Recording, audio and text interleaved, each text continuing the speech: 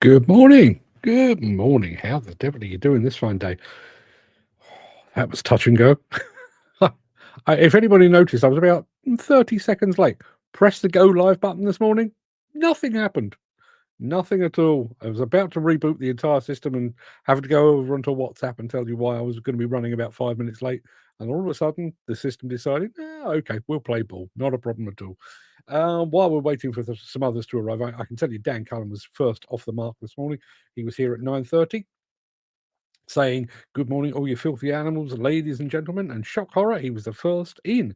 Wowzers, yeah, purely because I forgot to set the thing up yesterday. I think that's why it was. Ken Hatcher is here, just joined us all the way from Welsh Wales.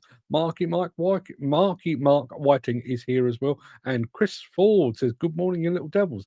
Chris Ford was the first to arrive officially after 10 o'clock. 10:01 actually, which was about when we started, because things went slightly awry. So fingers crossed for the rest of the show. Do want to remind you very, very quickly that next Wednesday, no, not next Wednesday, the Wednesday after, the 26th, we do have something coming up. There we are. That's what we're going to be discussing. Post-fire deconstruction with Mark Mates, him at the top, and Mike Keogh, him at the bottom. 7 o'clock on Wednesday the 26th. Dan Cullen says, beautiful and white here. Yeah, Dan is in Gloucester, and he's got some snow. Gary Muirhead, who probably can't join us today because he's down in the depths of he's down in the bowels of the earth somewhere on it, in a borrow pit apparently, with no signal whatsoever. But he's got snow as well. So snow up in Scotland, snow in Gloucester, here in leafy Surrey. Basically, snow can't afford to rent here, so it's lovely day, lovely day. But if you're enjoying the snow, good luck to you. I know Dan does like the cold, so I'm sure he's enjoying that enormously. So, without further ado, let me roll the intro. I'm going to post the question of the day, and we're going to get the show on the road officially now that the show has actually allowed me to begin. Here we go.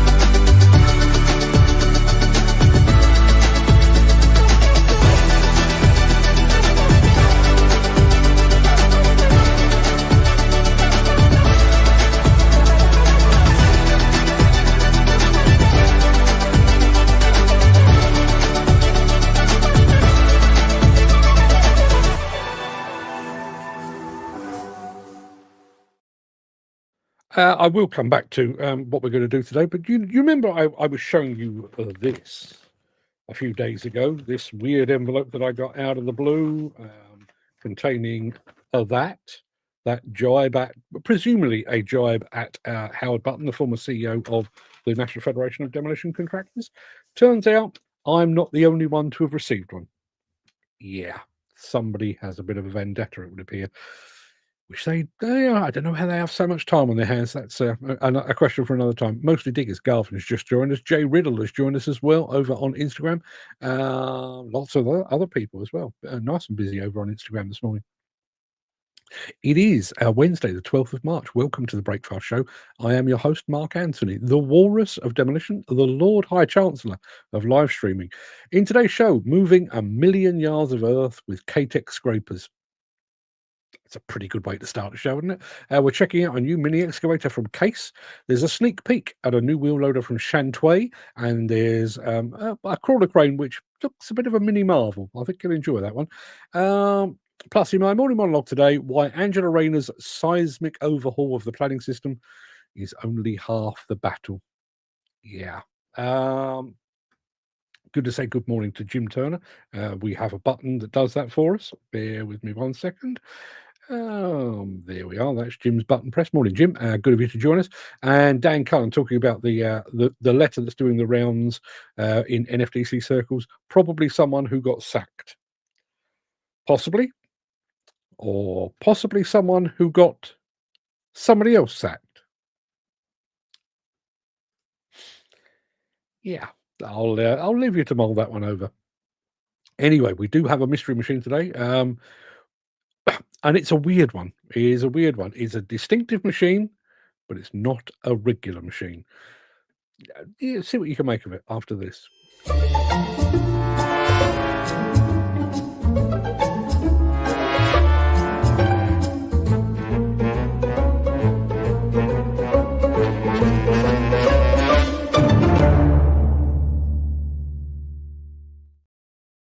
Yeah, I'm in not an unassailable, but I'm in quite a lead this month. What have I got? One, two, three, four, five. I've got 6 wins so far this month.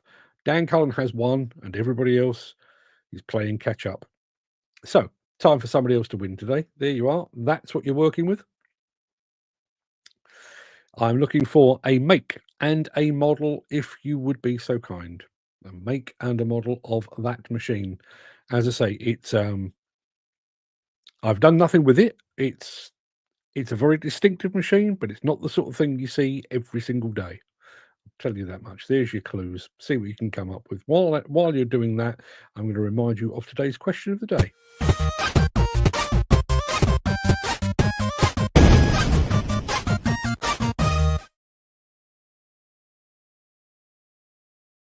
Yeah, our question of the day today comes from our resident quizmaster, Mr. Gary Muirhead. Although Gary isn't here at the moment, he may well be along at some point in the day, but he's sent us a question of the day, and I think it's a corker. If you could bring back any fashion trend from the past, what would it be? Now, I had time to think long and hard about this. I did enjoy my new romantic phase. Probably a bit old for that now. I also liked my 1980s suits, big shoulder pads. They look a bit dated now. I've got to be honest, if I could find myself a Frankie Goes to Hollywood t-shirt, I'd wear that today, but I'm actually going to go with something completely different. Does anyone remember those little knitted hats that Dex's Midnight Runners wore in their Geno phase? If you can't remember, they looked like that. That's Kevin Rowland right at the front, fellow with a little pencil moustache. There you are. I may have misremembered this, but I honestly, this is exactly how I remember it. Kevin Rowlands and Dexys Midnight Runners appeared on Top of the Pops on a Thursday night doing the song Gino. I reckon by Saturday afternoon, everyone I knew had one of those hats. I think I actually borrowed mine out of my dad's fishing box, but everyone had those hats. But what about you? What is a fashion you'd love to see come back? Let us know in the chat. Ken Hatcher, somebody had to, didn't they? Yeah, miniskirts. I'm assuming, Ken, you mean this is a fashion for others other than yourself. Listen, each to their own, but okay, it's a good call. Yeah, good call. Mary Quant.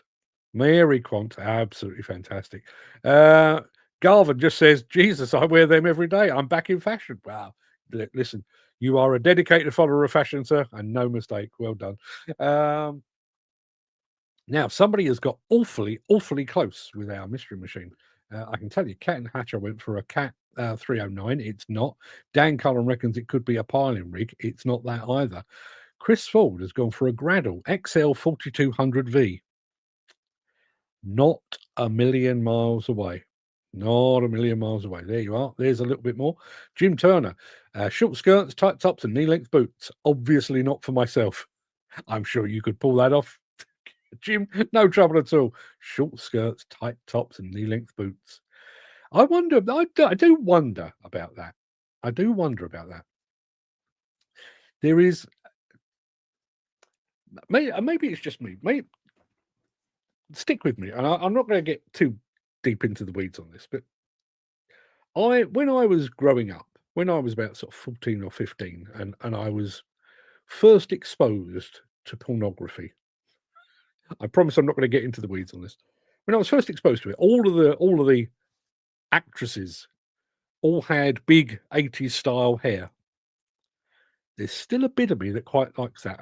And I don't mean from a fashion sense. It's like you see that hair and you think, oh, yeah, that was a thing. I wonder if that was it.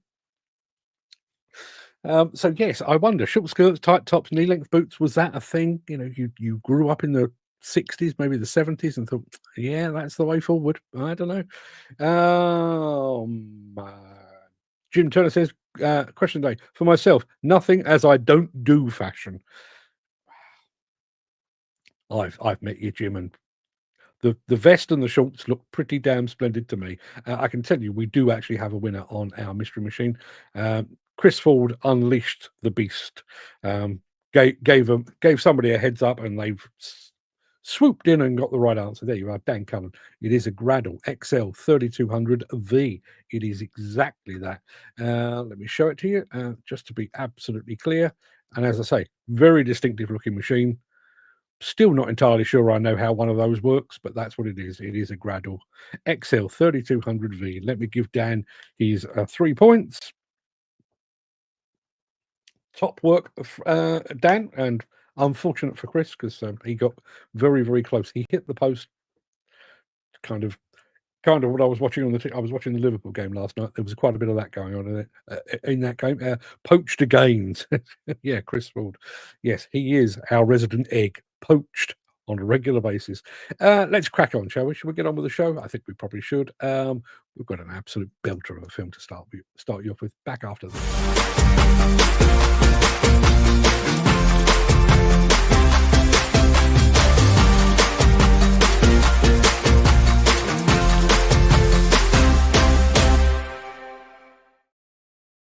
I reckon if I did an hour show just showing you scrapers in action, both you and I would probably be fairly happy with it. Well, I haven't got an hour, but I have got 3.5 minutes.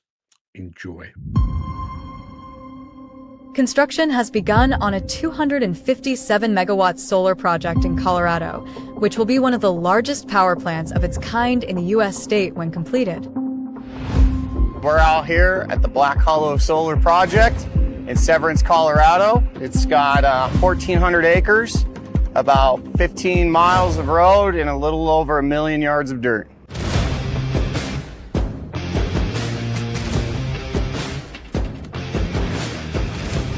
My name is Dalston Zimmerman. I'm the CEO of Black Mountain Excavation.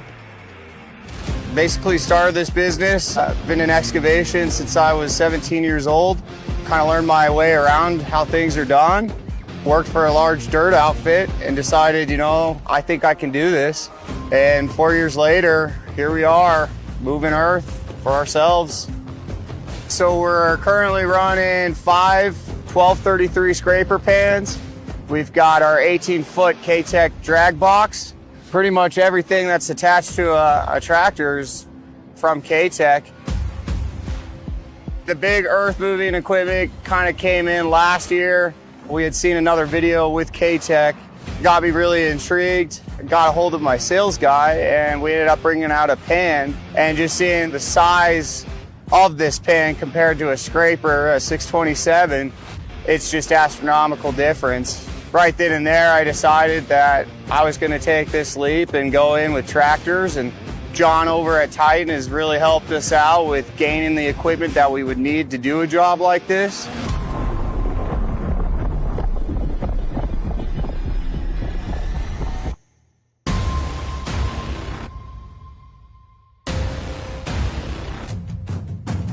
Yeah, K-Tec came out with this ox block, and it's been really great for us. You can take the wear plates eventually off of the front of the ox block, and you can put them inside of the pans, which is a pretty neat feature. So you're really getting all the wear and parts and pieces getting really worn down before you're having to make those expensive purchases, which I think there's only 6 greasing points on a K-Tec pan, so that's saving money in grease, saving money in a lot of areas.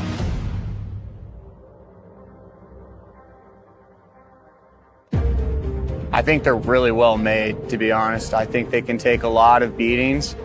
I know companies throw these things through the mud and they scoop it up. They can move a lot of dirt. There's no doubt about that. And you don't need 2 engines to do it. The big thing is you have dual engines on a scraper where you have a single on a tractor. At the end of the day, you're going to save that money in the fuel savings and then the engine repairs on a second engine and the constant repairs and the blowing out the filters. And all this is time. So I guess K-Tec thought about people's time building their products. They're just easy to maintain, easy to work on, easy to hook up, easy to run. Yeah, it's just a no-brainer for me.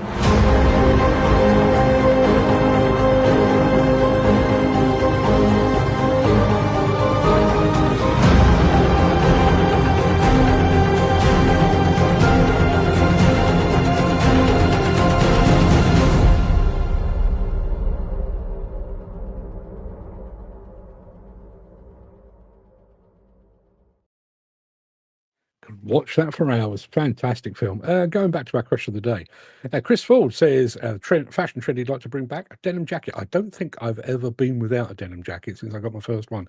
In fact, I was just thinking when I saw that come up, I own a regular denim jacket. I've got a red one and I've got a turquoise one as well. I currently own 3 denim jackets.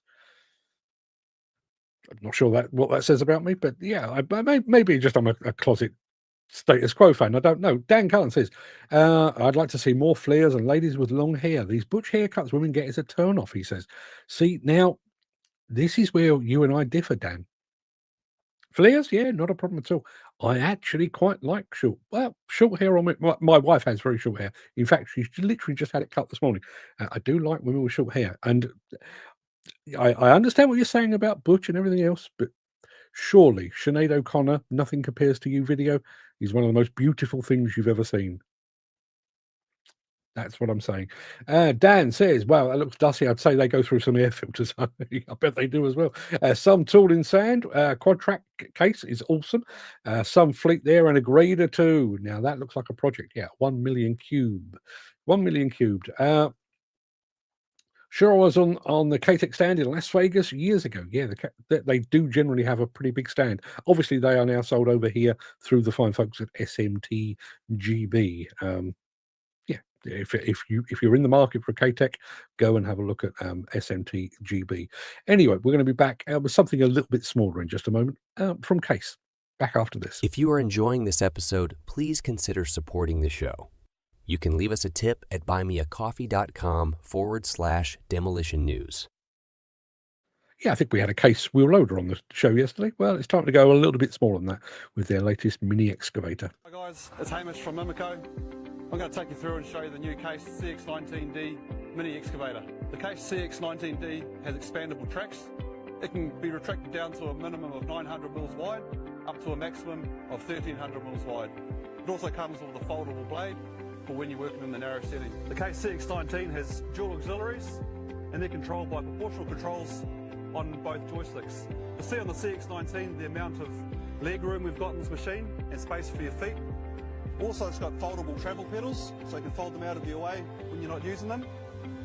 The CX19 also has 2 hour meters, one at ground level so you can see the hours on the machine without having to hop on and turn the ignition on. It's also positioned on the instrument panel up on the console. The CX19 has a unique design with the diesel tank mounted in the rear door. It's a double-line plastic tank that's 25 litres in capacity. Case CX19 is powered by an 18.6 horsepower engine. You'll see the design's nicely laid out to make it easy for your daily checks and even easier for when it's time to service it. You'll see the Case CX19's heavy-duty construction on the bucket linkage assembly. Also, you'll see the factory-fitted dual auxiliaries on either side of the boom and the boom-mounted LED work light. Check out the heavy-duty boom swing assembly on the Case CX19. Also, ram protection on the boom lift cylinder and protection on the dozer blade cylinder as well. Another great feature on the Case CX19 is to be able to tilt up this whole operator station in only a matter of seconds. Just got to simply undo these 2 bolts on the front of the station here. Fold up these travel pedals, remove this mat, then the whole unit simply tilts up and then safely locks into space so I can get underneath your machine. We're really excited to bring the Case CXD range of mini excavators to the New Zealand market. Reach out to the team at Mimico. We're ready and happy to help.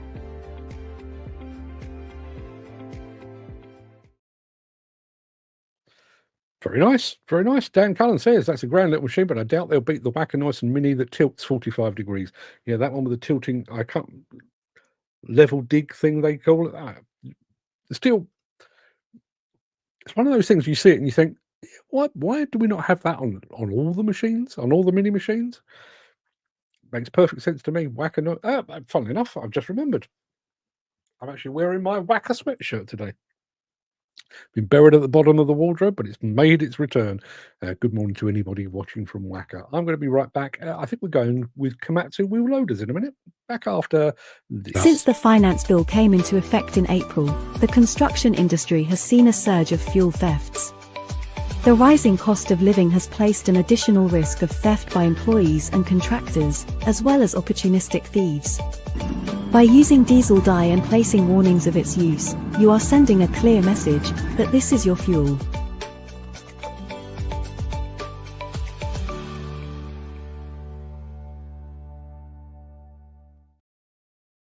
I'll show you those Komatsu wheel loaders in just a moment. We're going to show you this from Dan first. Not a lot of space when the cab was tilted.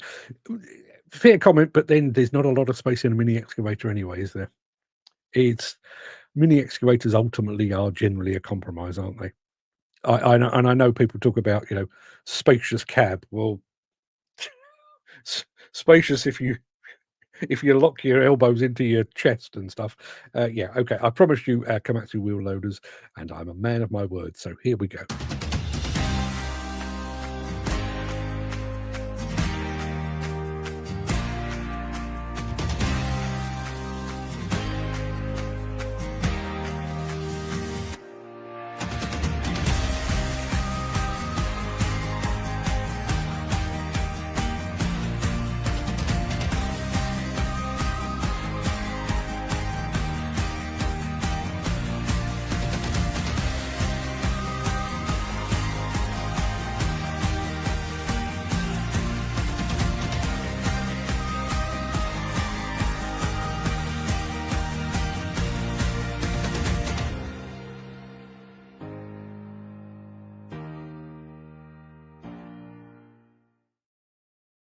Now, obviously, looking forward to seeing the Komatsu wheel loaders on their stand, but I can tell you there is going to be a PC 7000 on their stand as well. A PC 7000, and well, the clue's in the title. It's a 700-ton machine. It's going to be on their stand at Balmer, and with any luck, if I whisper quietly in the right ears, I might even get up and in the machine. Looking forward to that enormously. Back after this.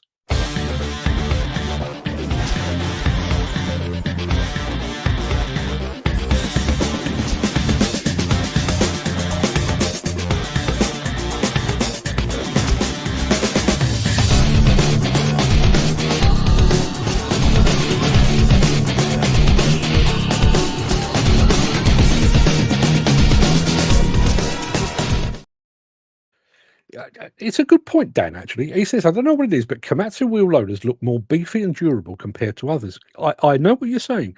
And I always think that, particularly with the bigger Liebherr excavators, I think I'm fairly sure I once described them as looking muscular. And I don't know what it is. They just seem to have that presence. Komatsu wheel loaders exactly the same. Big cat dump trucks, big cat dozers. A D10 or D11 just looks built, if you know what I mean. Right, okay, what are we doing next? Oh, yes, we showed you a little crane yesterday, but we're going to show you an even smaller one today. I'm kind of overcoming my dislike of all things crane related, because why the hell not? They're a part of the business. And this one, I think this is a natty little machine. See what you think.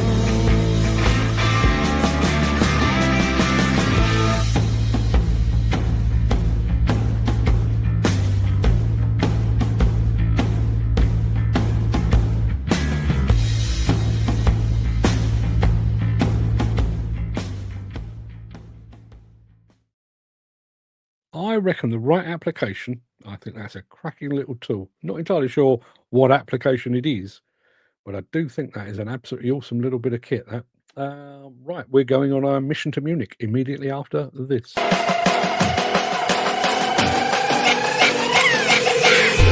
you can stop what we do? I doubt it. We've got the energy, we'll tell you all about it. Over into the chat. Mick has just joined us. Morning, all. Dog done a bunk after a four-legged lady friend called his eye. Wow.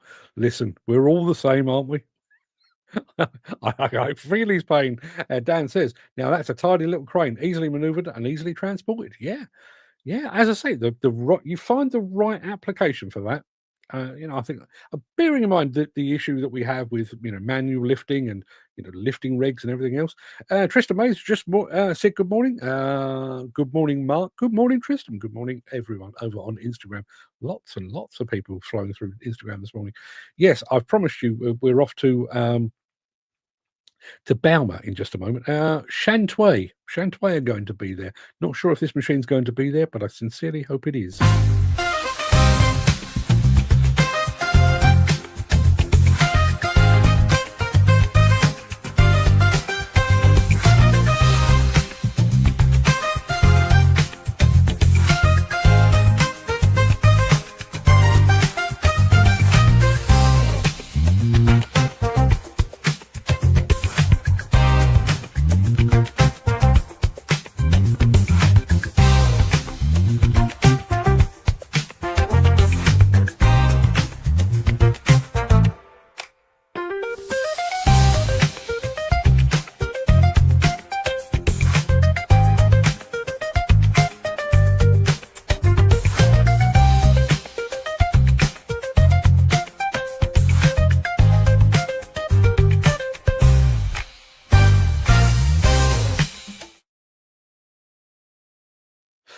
Yeah, Shantui. I'm going to go over to Instagram again. Tristan Mose just said, Crane? What? Why wasn't I notified? I didn't realise you actually had a monopoly. I know you're the crane guy. I know you're the go-to guy, but I didn't realise you had a monopoly. My apologies for that. Listen, I will seek your approval in the future. And that crane guy, Tristan Mays, also says the LE60, which is what that machine was, looks like or sounds like Lego. Yes, it does. Well, when I saw it written down, I actually thought, Lego? Are you sure? And he also says paint that yellow and the front end would look like a Volvo. Are you suggesting that the Chinese have copied somebody? Sure, you're not suggesting such a thing. Over into the chat. Here's somebody that's been missing in action for a while, probably doing grandmotherly duties. Lou Khan is with us. Morning, Lou. Good of you to join us. Hope you're all fit and well. Dan Cullen going back to Shantui. They look nice, but don't know about quality. Now, a couple of other people over here. What do we got here? Jose Varela. Hi from Dallas, Texas. Howdy to anyone in Dallas, Texas. And there was somebody else that just went through Instagram. It was moving at such a pace. I've lost them completely. Where are they? No idea where they've gone. They were here, but they've gone. But yes, good morning, everyone over on Instagram. I do have one more video to play, which is my way of saying thank you to MB Crusher for sponsoring our mission to Munich, and it looks like this. Hey, turn this TV off. Ain't want my type activity, don't you get involved. Hey, what? How many shit I seen? Send them off. Take a risk or take a trip. You know I'm tripping for my dog. Dan Cullen, also pleased to see Lou back in our midst. Good morning, Mrs. Carney. Long time. How are you, my lovely? I'll leave you to answer that, Lou. You talk amongst yourselves. That's about it for the main part of this morning show. I'm going to roll my outro in just a second before leaping gazelle-like into my morning monologue. Speaking of which, very quickly,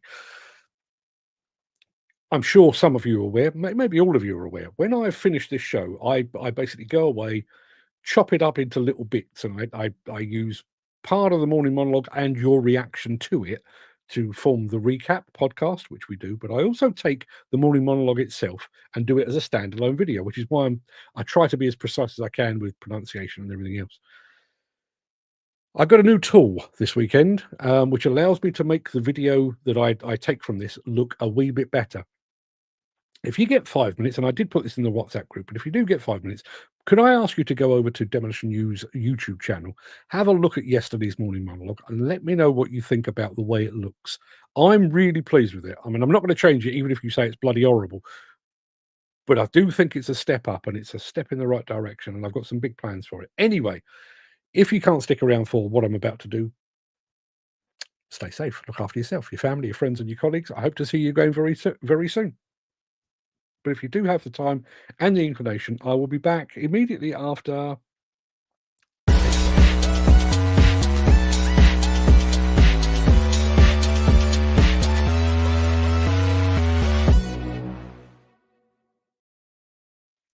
If you've been watching the construction industry headlines over the past 24 hours, you will know that the government has introduced the Planning and Infrastructure Bill, heralded as the catalyst for the biggest building boom in a generation. This admittedly ambitious legislation is designed to accelerate the construction of 1.5 million homes by the end of the decade, streamline planning processes, and unlock the nation's infrastructure potential. By cutting through bureaucratic delays, the government envisions an economic surge, improved connectivity, and enhanced energy security. The Deputy Prime Minister and Secretary of State for Housing, Angela Rayner, has promised seismic reforms to help builders get shovels in the ground faster, removing obstacles that have long delayed vital projects. The bill proposes measures such as allowing councils to acquire land at lower prices, even from unwilling sellers, and limiting the ability of environmental groups and local committees to delay major developments. It also promises to reform how clean energy projects are connected to the grid, replacing the slow and outdated first come, first served system with a more efficient approach. These changes, on paper, appear to be the long awaited solution to the country's chronic housing shortage and infrastructure stagnation. But while planning reform is a crucial step, it raises a more pressing question. Is reforming planning laws enough to rejuvenate the UK's construction sector when we're facing a growing shortage of skilled and competent workers? For years, the construction industry has struggled with a lack of skilled labour. This problem has been exacerbated by deep funding cuts to further education colleges, institutions that are essential in training the next generation of construction professionals. Without adequate investment in training, the industry is unable to produce enough workers with the expertise needed to meet demand. Apprenticeship programs, which once served as a cornerstone of workforce development, have also been in decline, worsening the skills gap just when the sector needs more workers than ever. And as if that weren't bad enough, the removal of grandfather rights from experienced CSCS workers has likely pushed many into early retirement or alternative careers, further robbing the sector of valuable workers and, just as importantly, future mentors. As it stands today, Angela Rayner's plans are like a supercar concept design: sleek, aerodynamic, and potentially capable of great speeds. But thus far, she hasn't even considered the engine required to make it move. The success of the Planning and Infrastructure Bill ultimately depends on whether there are enough skilled workers to carry out its vision. Faster planning decisions and project approvals are meaningless if there's not enough people available to build homes, roads, and energy infrastructure that the government envisions. Construction productivity has remained stagnant for years, and without urgent action to address the workforce shortage, the anticipated benefits of planning reform may never be realised. If the UK is serious about a building boom, it must go beyond changing planning laws. The government must invest in education and training, reversing the cuts that have further weakened further education colleges and expanding apprenticeship schemes. Young people should be encouraged to pursue careers in construction with financial incentives and clear career pathways. Heritage trades must also be actively promoted to ensure that traditional skills don't die out, leaving critical gaps in the workforce. At the same time, the industry needs to embrace technology to improve efficiency and reduce reliance on labour. Off-site construction, digital modelling, and automation all have the potential to increase productivity, but they require a workforce that is trained in these new methods. The construction sector can't afford to rely solely on traditional techniques if it wants to meet the demand that planning reform is supposed to unleash. Planning reform is a step in the right direction, but is only one piece of a much larger puzzle. Without a parallel focus on training, workforce development, and technological advancement, the UK risks having a legal framework for rapid construction, but no workers to actually do it. The government needs to acknowledge that a shortage of skills is just as big a barrier to growth as a slow planning system. If the UK truly wants to build at the scale and speed planned, let me do that again. Where have I gone? If the UK truly wants to build at the scale and speed promised, it must ensure that it has the workforce capable of making it happen. Otherwise, the planning and infrastructure bill may end up as little more than words on paper. Another grand vision lost to the reality of an industry already struggling to find enough hands to do the work. In short, there is a two-headed serpent blocking the road to construction progress. I want to do that with a clear throat. In short, there is a two-headed serpent blocking the road to construction progress. With her seismic reforms, Angela Rayner may well have chopped off one of those heads. But the other one is very much alive, just waiting to bite her. There you are. The infrastructure the planning and infrastructure bill. What do you make of it? Is it going to make any difference at all? Love to hear from you. I referred to me buying or getting a new tool the other day, not off the NHS, I take it. No, but if if you found a website that is offering new tools from the NHS, please give me the link. I'm fairly happy with the one I've got, but keep an open mind. This will be interesting. I can't see it working. Too many obstacles and safety issues. What will council's actions be? It requires a very, very wide-scale buy-in. And can you see Tory councils buying into the Labour Party's grand plan? Probably not. This issue of buying land, whether the landowners want to sell it or not, I think that's going to be a stumbling block. But I stick by what I said in that. I would stick by the biggest obstacle we've got. You can, even if they completely switched off all planning regulations tomorrow, build what you like, build where you like, build what you like. Not enough people to do it. Not enough people to do it, and we've allowed that problem to fester for decades. I say this every single time. I started on Contract Journal in 1988, and one of the very first things I wrote about with any length was a skill shortage. And here we are 37 years later, and I'm fairly sure at no point in that 37 years have I ever written, the skill shortage is over. We have finally plugged the gap. At no point has that happened. And it's worse now than ever. We've just made it a whole lot worse with the removal of grandfather rights. I'd love to see the statistics. I don't suppose they'll ever be made public, but I wonder how many people lost their grandfather rights and jumped ship, went off and pursued a different career, or just basically took early retirement. I wonder how many people that will impact.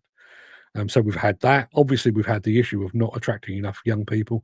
And I've said in there, apprenticeships, we need more of that. We need more colleges. We need more investment in colleges. We need more standalone vocational schools. Anybody seen any sign of that happening? Not me. We've just given the CITB another 3 years nod of approval.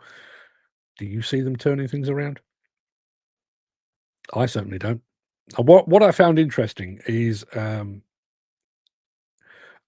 can't remember the exact wording. I wish I had it in front of me. When Keir Starmer pre-election said that he was going to ensure that we built 1.5 million new homes in 5 years, I think all of us looked at that and went, yeah, you'll be lucky, fella. They're now saying by the end of the decade. Now, I realise we're now 2025, but the end of the decade. So effectively, we've lost 6 months because they've made no dent in it. And we're now saying 5 years from now, because we've got these planning reforms in place. I wonder when they will shift the goalposts again. Like development in Cornwall, the sewerage is being pumped into trucks as they didn't realise the local plant wasn't finished to accept the additional sewerage. Yeah. I'm sure I've mentioned this on the show before. I was talking to somebody not so long ago, and obviously I was talking about skill shortage this, skill shortage that. What about that? We have a sewage system that is consistently and continually pumping effluent into our nation's waterways because they are not big enough and man enough to deal with the current level of demand. If we do build another 1.5 million new homes, where's all the sewage going to go? We had an issue, Ken Hatcher, he's the expert on this. We had an issue 2 winters ago, where we have closed virtually all of our fossil fuel power stations, and our nuclear solution hasn't come online yet, or our complete nuclear solution hasn't come online yet. So we were on the verge of the lights going out in various parts of the country. National Grid was literally at its limit. Another 1.5 million new homes. They're going to need some power. What's going to happen? Will we have enough power for them by the time that rolls around? Don't think we will. Let's have a look. Dan says, what about local roads and infrastructure, schools, hospitals? Will they cope with the large demand for more houses? No. I listen, I saw this up close. You know, we moved on to a housing development, blimey, 25 years ago. 300 new homes plopped into what used to be a former hospital site. They demolished the old hospital, dropped us into, we parachuted in 300 new homes, all of them, family homes, 2, 3, 4, 5 bedrooms. So all of them family homes. Was there a local school? Well, there was a local school, but it had 1 class intake. So my children, thankfully, we shoehorned them in and they got into a school, but it was another 5 or 6 years before they built another school to take that additional demand. The local hospital, that struggled. Funnily enough, I don't live there anymore, but as a result of all of that, it was that inundated that the maternity wing was struggling. The A&E department was basically sending people from Epsom down to Sutton, Mitcham way. So, rather than if you had an accident here in Epsom, you had to travel 10 miles rather than 100 yards up the road. They're not thinking it through. Dan Cullen says the skill shortage, in my honest opinion, will never be filled, as they're doing all to entice people into construction. No, they're not. No, they're not. But I do think that is a universal thing. I don't think government is doing enough to entice people into construction. I don't think the training organisations that ultimately will have to train these people are doing enough. But I have to say, I don't think the construction and demolition industry is doing enough. Popping up once a year at the skill show, it's not enough. 1 or 2 companies doing a bit of local outreach, getting somebody onto site, a young person onto site, or sending one of their staff to do a talk one evening. It's not enough. It's not enough. There's no joined up thinking. There's no curriculum for construction and demolition companies to attract young people into the industry. It's piecemeal. It's piecemeal, and there's too many gaps in it. It's not going to get any better. If anything, the situation is going to get worse. The situation is going to get worse. We already know that we're losing more people to retirement than we are bringing in at the other end of the spectrum. There's more older people going off one end of the conveyor than we're putting on the other end with the young people. It's going to get worse and worse and worse. And I keep coming back to that business about the grandfather rights. Brilliant way to shoot yourself in the foot. You're already in the middle of a skill shortage, so why don't we just get rid of some more people, particularly the most experienced? But not only have we got rid of the most experienced, we've got rid of the people that would be the mentors and the unpaid trainers of those coming into the industry as young people. Those that would take those young people under their wing and show them the ropes. So we've not got enough people coming in at that end. We're taking too many people off that end. And those people that are going off that end are not helping this bit in the middle. Makes no sense at all. Jim Turner says, as long as the price is right, I don't see why any landowner wouldn't want to sell their land for development. I wish someone would come and buy mine. Then I can put somewhere, I can buy somewhere bigger and in the middle of nowhere. Yeah, well, I think I think it depends who you are and what your circumstances are. But, if you've got a plot of land that's been in the family for generations and you're quite keen on it, and the government come along and say, or local authority come along and say, yeah, we quite fancy that for a new road we're going to put through here. And I don't know what the going value of a plot of land is, but we're going to pay you market value and not a penny more. And you need to up sticks and leave. That's a bit much to ask, I think. Mick says, only people you can blame is the then MCG who started the card system. Main contractors group, obviously. I know plenty of bricklayers, plumbers, carpenters, and demo men who need and want work, but problem being is they can't read or write and are terrified of taking tests of any sort and getting labelled illiterate. Yeah.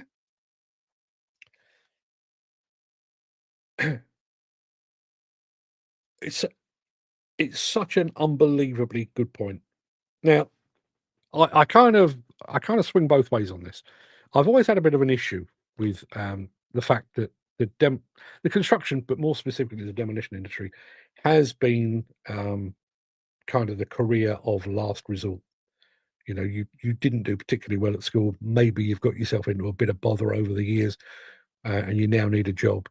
Demolition traditionally would take you on, and it listen, you know, lots of people I know within the demolition industry, reading and writing is most certainly not their strong suit. You know, I mean, somebody managed to misspell the name of my county on the letter that I received the other day. You know, it's not their strong suit. But there are some very, very good demolition men and women out there because, frankly, reading and writing, once you're in the door, you know, aside from RAMs and stuff like that, it's not that big a deal. But we've put up yet another barrier to entry. Another barrier to entry at a time when we can least afford it. You know, and listen, I'm not going to be the fanboy and the voice piece of, or the mouthpiece of the Labour Party. I think what the Labour Party have done, in effect, is good. You know, let's have a reform. You know, speaking to Neil Edwards, which I did catch up with him this week actually. Speaking to Neil Edwards, the number of times, particularly house builders, you would hear about, you know, we have a demand for houses, but we can't get planning permission. Or more specifically, you know, things like building recycling centres. We need a recycling centre. You're keen to be green.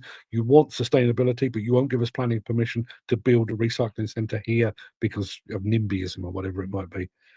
All that said and done, I do think that, you know, it's ambitious, but I do think what the Labour Party have done with this planning bill is the right way forward. But if the problem's that big, they've just addressed that little bit in the corner there. And it will come back to bite them. And having gone so public with this now, there is now a measure. The clock is ticking. You know, we know, I think that infrastructure and planning bill was launched yesterday. So March the 11th, 2025. When March the 11th, 2026 rolls around, what will they have achieved? Will they have done, let me think, I can't do the maths.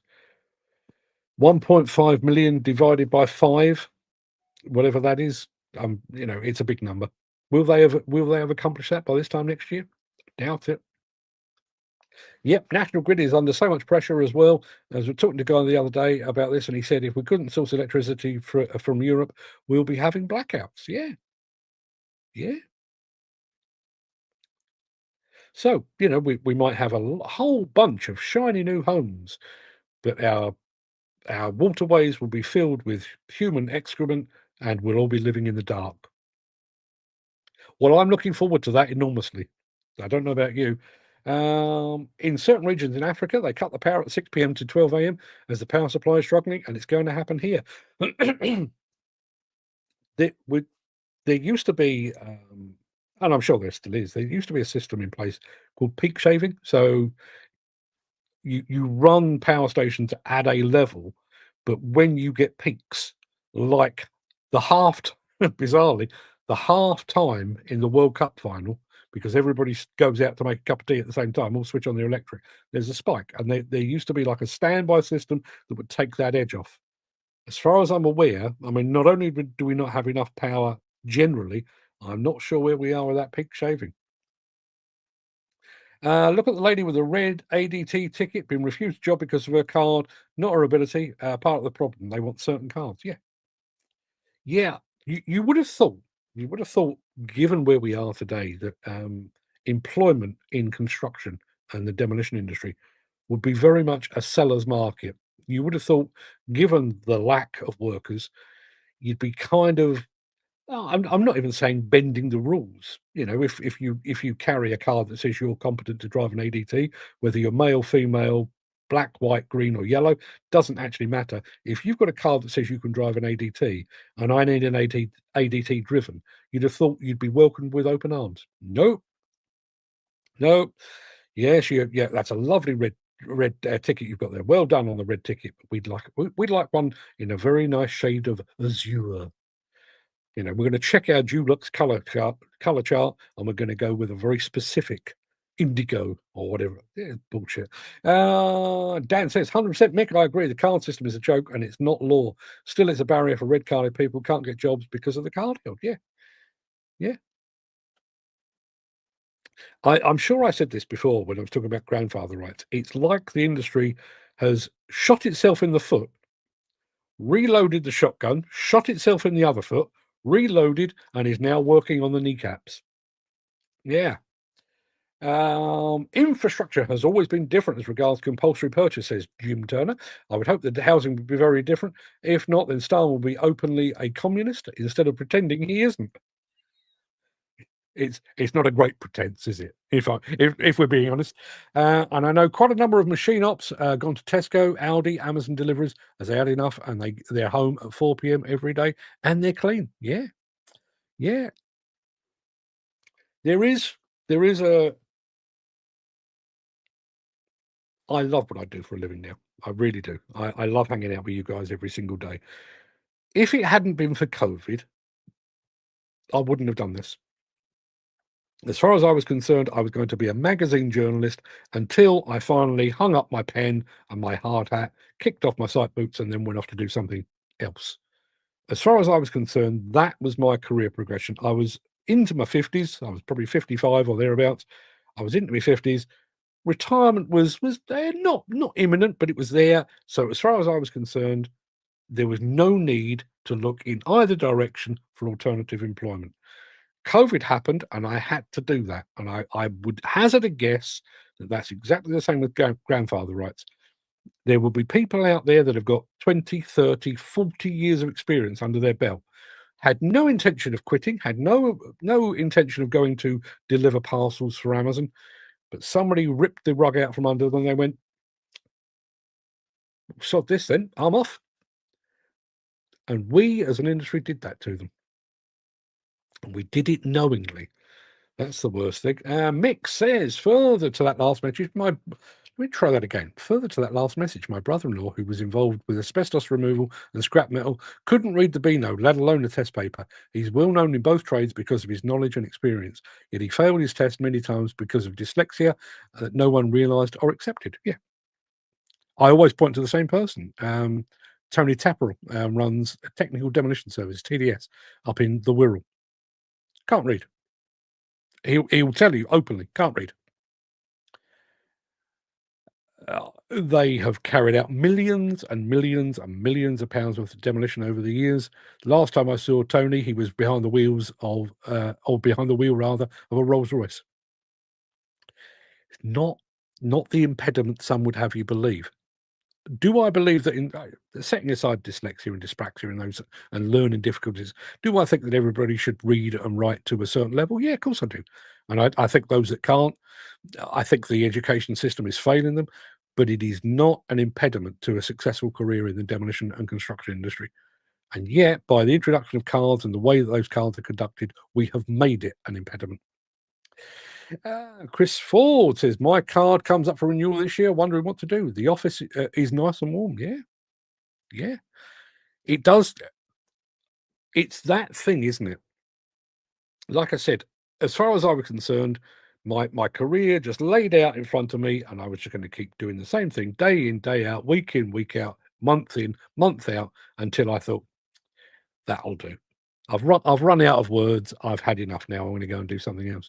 But as soon as somebody changes the landscape, in my situation, COVID, but in your situation, the renewal of a card, it does give you pause. You can stop back and go, do I want to do this again? Do I want to put myself through this again? Do I want to pay the money again? Do I want to have to go and prove that I can do what I've been doing for the last 30 years? Or should I go and do something else? And it's that pause that is the issue. Jim Turner says this power problem can be easily sorted with mini salt reactors that will run off nuclear waste we already have and waste we are already paying to get rid of. Also, these generators process nuclear waste that has a 10,000-year life into waste with a 300-year life, therefore processing it into a safer material. He's clearly done more homework on it than I have. And no one wants to pass on experience to new operators, but companies don't want you helping others. They want you to work, and that's it. Not even at tea time. Can't go and help a person interested in learning.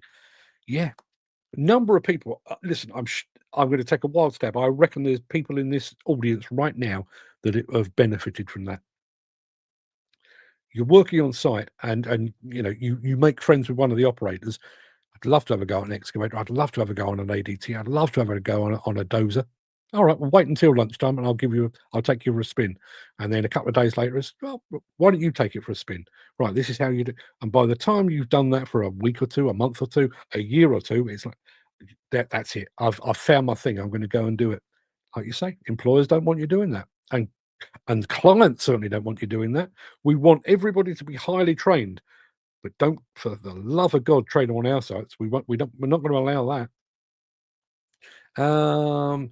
Dan says, to be honest, I get fear going for tests as my nerves gets me, and I'm more physical than words on paper. Sometimes get confused by certain questions. Yeah. Listen, I'm not for one moment going to suggest that I am particularly intelligent, but at school, I was considered quite bright, top group for English, top group for maths, and top group for English literature and various other bits and pieces. I was quite bright. I'm not a genius by any means. You can tell that. But when it comes in my day, it was GCEs and O levels or O levels as we had. Yeah, and I mean, I was good at tests. I was really good at tests, but the morning of my maths test, absolutely shitting myself. I knew it. I had it all up there, and if somebody had just asked me the questions, not this is an exam, asked me the questions, I'd have been absolutely fine. As soon as somebody says a test or an exam, yeah, absolutely. It puts a whole different pressure on you. You only got to watch these sort of game shows on TV. Who wants to be a millionaire? Here's a really obvious question it's a £300 question. Everybody knows the answer to that, and you can see people second guessing themselves because of the additional pressure. Chris Ford says the problem is I'm only 4 months off my bus pass. I own the plant, and who's doing who the service? Well, I know what you're saying. Burdette Metals have just joined us over on Instagram. Good morning to you, fine folks. Mick says, you know yourself, Mark, the education system of our old days failed in many ways to recognise many things. Problem now, as you say, getting rid of the grandfather rights has been a complete and total bomb to the demo and construction trade. We have lost the greatest source of learning. Yes, we have. Yes, we have. That last bit there, getting rid of grandfather rights has been a complete and total bomb to the demo construction trade. We have lost the greatest source of learning. Our greatest source of learning in this industry is not a classroom. It's not a touchscreen test. It's not an operator's manual. It is not any of those things. It is learning from others. The osmosis of being surrounded by good operators. That's how you become a better operator yourself. What's that expression? You rise to the level of those around you, something like that. So if you are working with a bunch of absolute lunatic operators, chances are you'll be a lunatic operator yourself. But if you can find yourself one or two really good mentors that have knocked off all their own rough edges, your rough edges will soon be gone as well. And it is, without question, Mick, that should be hung on a wall somewhere. Lost the greatest source of learning. You're absolutely on the money. I'm not intelligent, says Dan, but I have an eye and ear for certain things, no more than what's written by some knob on a computer. And many guys are the same. Yes, they are. And be honest, right? Be honest. I'll use myself as an example. If somebody randomly says, what do you do for a living? I mean, my default answer is still, I'm a journalist, which is still ostensibly what I am. But I sometimes, if they're particularly if they're younger, I might say, "Oh, I have a daily live stream." If somebody asked me to write down what that entailed, not a clue. I wouldn't even know where to begin. I know which buttons to press. I know what system I use, but to actually communicate that, no. However, if somebody, if a young person or an elderly person, I don't give a monkeys, parked the seat beside me there, I could show them. Could show 'em really well. I could take an absolute noob, an absolute newbie, and I could make them a proficient live streamer in a week. I mean, my job actually has the advantage of not being a danger to anyone. I occasionally trip over my tongue, but it's hardly hazardous. Obviously, what you do will require more of that. But if any of you, if you had to write down what it is you do, I think we would all struggle with that. But if you could have a jockey seat in the cab of your machine and have another person there, I'm doing this and this does that, and the reason I'm doing this is that, and I'm doing this at this time because of the thing. If you could show them, yeah, that's more like it, isn't it? And you can't do that. Regardless of the advent of simulators, which are very good, and 10-star if you're watching, love what you do. But if you could show someone, Chris Ford, even a bad operator can have his good points. I watch and observe and learn through, even though I've been doing it since God was a boy. Every day's a school day. Yeah, absolutely. Just on that point, I mean, I did urge you, or ask you, request you, plead of you, to go over to the Demolition News YouTube channel to check out the new look morning monologue that I put up yesterday. I think it was called "What If This Is It." It'd be the last video on the channel anyway. It doesn't matter. But going back to the point that Chris made there, when I'm not doing this, I prep most of tomorrow's show today, and then I finish it off tomorrow morning and get it all ready and everything else. But of an evening, while my wife is watching some old tripe on the TV, usually a murder mystery of some description, I'm sat on YouTube learning how to do this better. Every day is a learning day. Yeah, absolutely right. Now let's have a look at this. Think of the old days, labourer for a year or so, then Matic man for another couple of years, then honing yourself as a top man. Yeah. And I think the important point with Mick's point there is the bit that linked those together. You didn't do a year as a labourer and then turn up one day and say to your boss, Matic man now, give me the tool, I'm a Matic man now. No, you didn't. What you did is you worked with a Matic man who showed you the ropes, knocked off your rough edges. I've said this before, not just made you a Matic man, but made you a man, made you a valuable part of the team who could not just do their own job, but looked out for those that were working alongside them. You became a valuable part of the team. And then when you'd done that for a little while, maybe a couple of years, yeah, you didn't just pitch up and say, top man now, been doing this for 2 years, top man. No, you were mentored, you were taught, you were educated, and then you were allowed to become a top man. It wasn't go away for a week in a classroom, do a touchscreen test, come back. Yes, there you go. Top man now. There's your award that says you're a top man. That's not how it works. It's meaningless. Dan says, Mick, well bloody said. I'm talking to a few firms and seeing if I can help some get on machines and how they work on sites at weekends. Yeah. Well, see, there's the thing. Wouldn't that be a great addition to the armory? We all know, construction generally takes place what, 5.5 days a week, Monday through Friday, sometimes a bit of Saturday, but Saturday afternoon, Sunday, by and large,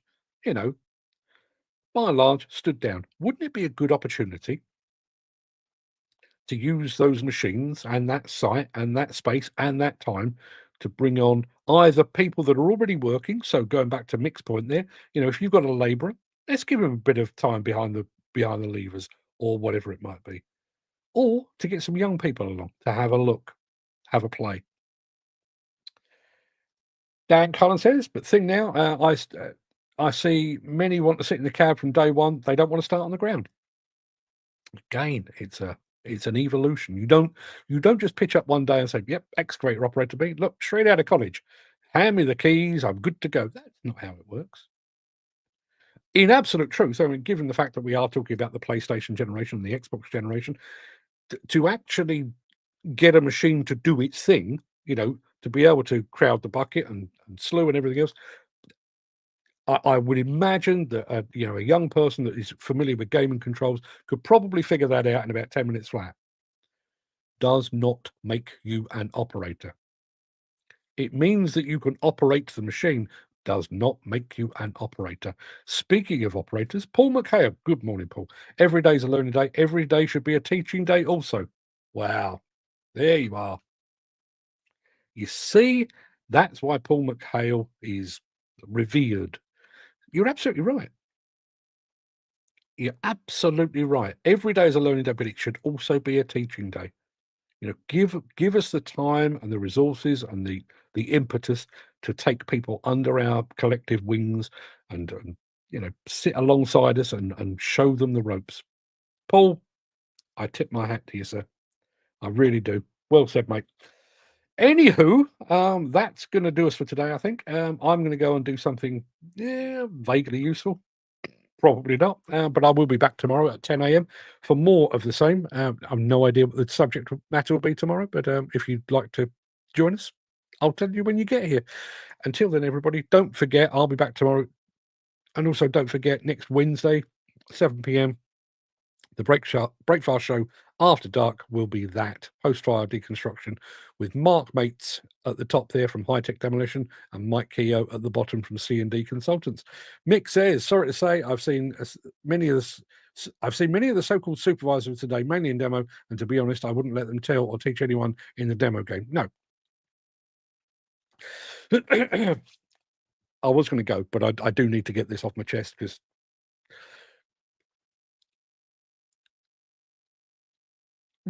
one of the worst wrong turns the industry ever made was this diversion away from a career ladder. So the way the demolition construction traditionally worked is you would arrive here, bottom rung, and you'd do a bit and you'd go to the second rung and you'd do a bit and you'd go to the third and so on down the line. So, you'd arrive possibly pushing a broom or whatever it might be, but then ultimately you'd make your way up. You'd be an operator, supervisor, project manager, whatever it might be. Hey, you might end up running the show. Somewhere along the line, and I'm going to go back maybe 30 odd years, we all kind of got the hots for things like university degrees. You have to have a university degree for this and a university degree for that. And I think demolition construction was slow to take it up, but bit in a big way ultimately. So here's how it used to work. Let me. Have I got a prop? I've got a beard comb here. Here's my prop, right? Okay, so there's a beard comb. Okay, so you would start there. And you'd go to there and you go to there. You're a site supervisor now. You're a project manager. You're an area manager. And you gradually work your way up. When they decided that people needed university degrees, anyone with a university degree would slot themselves in here. They would arrive as a middle manager. They didn't have dirt on their boots. They didn't have dirt under their fingernails. They had no actual experience. All they had was, and I want to sound like a real old fart now, they had book learning. I'm a huge fan of book learning. There is a bookcase behind me. I love books. No book has ever taught me to do a job. Stephen King's On Writing, I swear blind, made me a better writer because I understood the process. But if I had read that and reread it again, it couldn't take a novice and make them a writer. No way on God's earth. Exactly the same in demolition and construction. It's not just a case of, a textbook or a classroom is an ideal word scenario. but we say it so often in demolition and construction. No two jobs are the same. No two sites are the same. No two buildings will behave the same. The only way that you get to know that is experiencing multiple buildings. Mick, I'm looking at you particular. Now, if you're taking down a tower block, even if you've got two identical tower blocks side by side, they might both behave completely differently. And it's only with experience that you understand how that happens, why that happens, and what the fuck you need to do about it. You're not going to get that from a textbook. And on the same subject, if you are taking down a tower block or a bridge or whatever it might be, and it starts to misbehave, it starts to kick the wrong way, or it starts to look like it's a bit wobbly, you haven't got time to go back and consult your notes. You can't go back, what was it, page 455, what to do when a building's a bit wobbly? You ain't got that. What you've got is your experience. Oh, yeah, I remember when this happened 6 months ago. So what we did was this. That's what it comes with. So that notion of slotting people in, formal education, they might have, they might have you beat hands down.